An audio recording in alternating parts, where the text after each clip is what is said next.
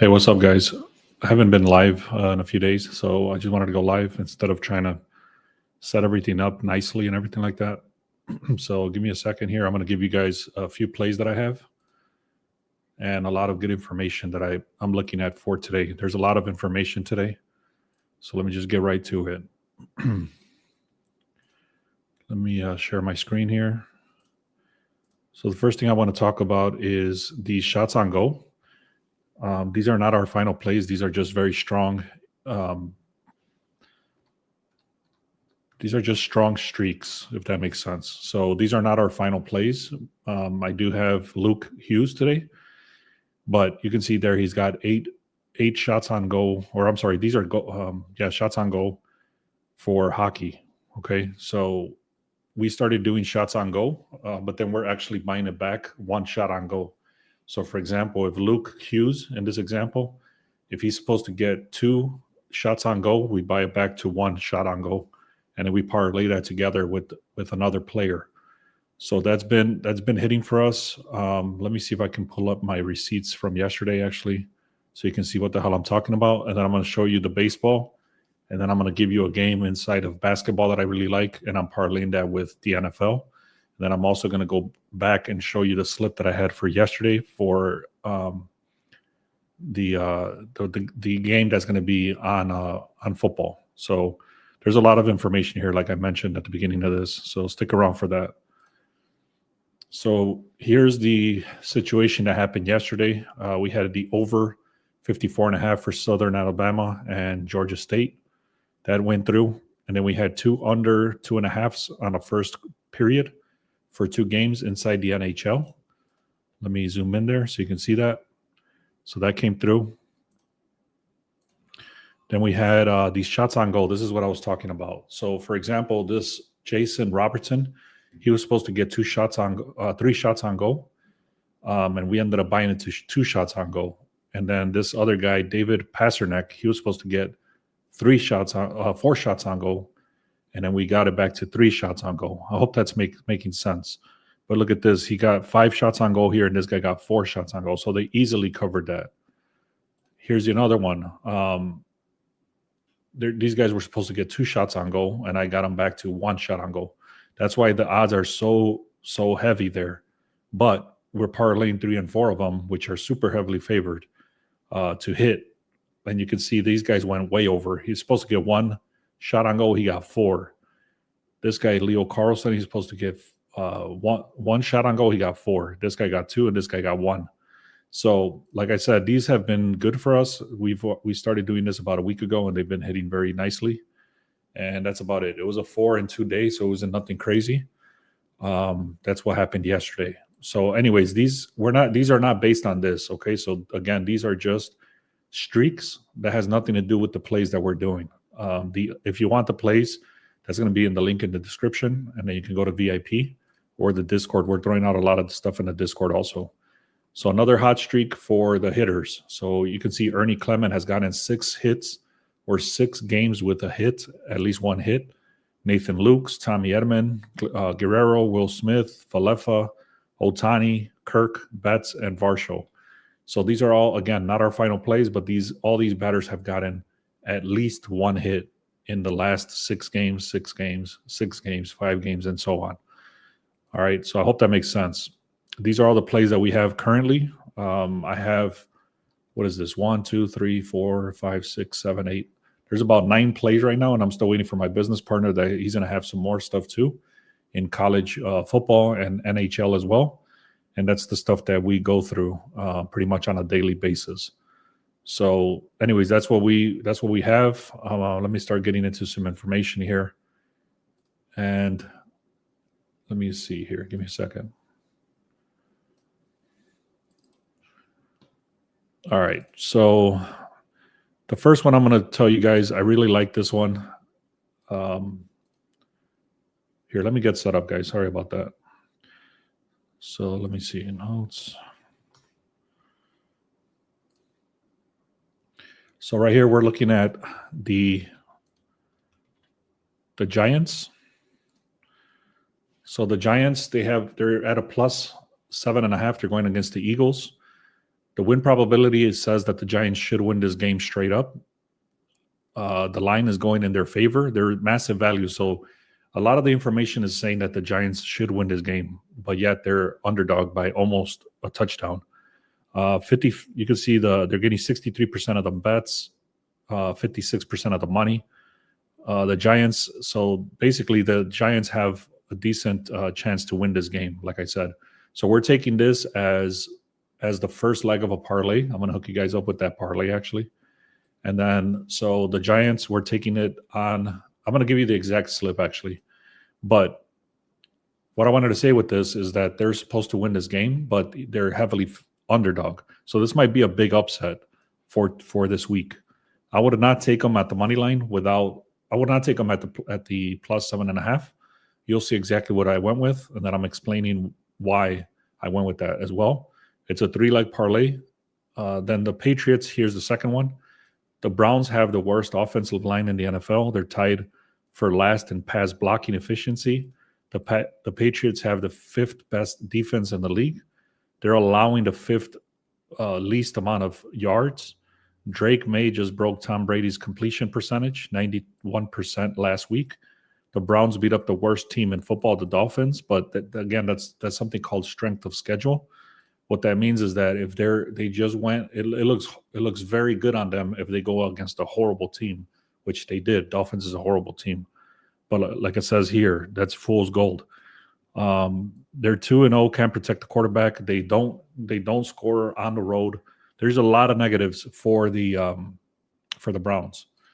So now I'm gonna show you the exact slip I'm going with. So bear with me. So this one pairs again with the Giants plus 7.5. This is I forgot the word they use, but they're like two well-known teams. Like they go against each other a lot. And the Giants and the Eagles, obviously they're both very close to each other. So they do face each other a lot.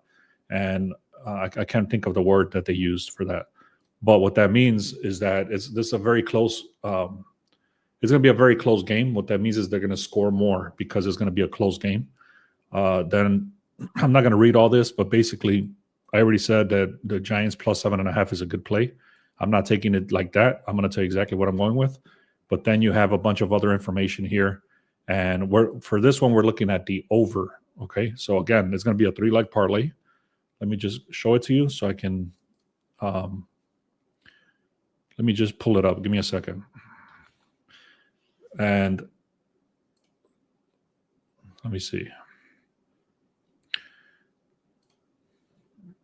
And for sticking around, guys, I'm going to give you the player props that I'm doing now. So the shots on goal. And then I'm going to give you the NBA a parlay as well. So let's see here. Where the hell is this? Okay, here it is. So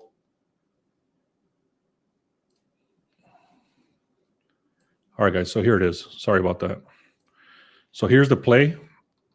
What I did is I actually looked at 3 very strong leans and I put them together, but I actually bought them back. So for example, the Giants, the line started at a 41. It's all the way up to 43. I actually bought that back to 34.5. That's a key number before 35. Same thing with the Giants. They're at a plus 7.5. I ended up buying it all the way up to plus 14.5. So they can lose the game by 14 points, 2 touchdowns, and they still win. And then I took the Patriots on the money line. I broke down exactly what the reasoning was behind all this. I'm not going to go through that again. But basically, the Giants should win this game straight up, and they have underdog points. So that allows us to go all the way up to plus 14.5. And then the Giants and the Eagles, there's going to be a close competition. And then that's expected to go over 43.5. So I'm taking that back to 35. And then the Patriots, the Browns do not have offense at all. So I've already explained why they beat the Dolphins and stuff like that. So we're taking the Patriots money line, Giants plus 14.5, and then the over 34.5 on the Giants game. Let me pull up the shots on goal. So Nico Hischier, He's supposed to get two. He's supposed to get 3 shots on goal. We're taking them to get 2 shots on goal. You can see right there, it's a 60% hit rate, but that's not the only thing we look at. This is not just looking at the hit rate. We look at a lot of things. So let me explain what we look at so you can start getting a picture of what we look at. So we first look at the line has to be 3.5, and then we buy it back to 2. That's number one. And then number 2, they're going against a very weak defense. So in this case, they're going against San Jose, which is a very weak defense. The shots on goal against, that's what the weak defense is. Then we also look at what's the other stuff? There's a lot of steps here. I don't have them all right here in front of me, but shots on goal against, meaning the weak defense, the time on ice, meaning how long this player stays on the ice. Is he part of the power play, meaning that whenever they go into a penalty and then they have a shot, they have a chance to score, is he part of that team, that first squad, second squad, and stuff like that? Then also so the penalty, the shots on goal, the saves on the other side, and then something called Fenwick as well, which kind of brings all that information together. So there's a lot of stuff that goes into it. It's not just a hit rate, and it's been hitting for us. All right, so here's the second one. Luke Hughes, like I already mentioned that one, he's actually part of the streaks. You can see we only have him to get 1 shot on goal yesterday. 2 days ago, 2 days ago, he got 6 shots on goal, and then he's hit this line 100% of the time in the last 5 games. And then we got Rasmus Anderson. So take a screenshot of this. Let me go right back to this. Nico Hischier. I'm going to start learning these names. Luke Hughes. Rasmus Anderson. Okay. So those are the 3 that I'm taking for 1 shot on goal. And then this one guy is going to be 2 shots on goal. This guy, Nico Hischier. All right. So what else? Yesterday, I gave away this play, and I'll bring it right back to you. So in case you missed it,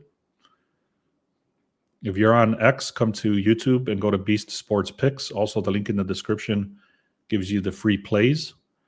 And then I'm going to show you. Let me save this and show you. I'm going to show you one play in the NBA, and I'm parlaying it with NFL for down the week so that we can get better value. Let me go back in here. Actually, that's the play right there.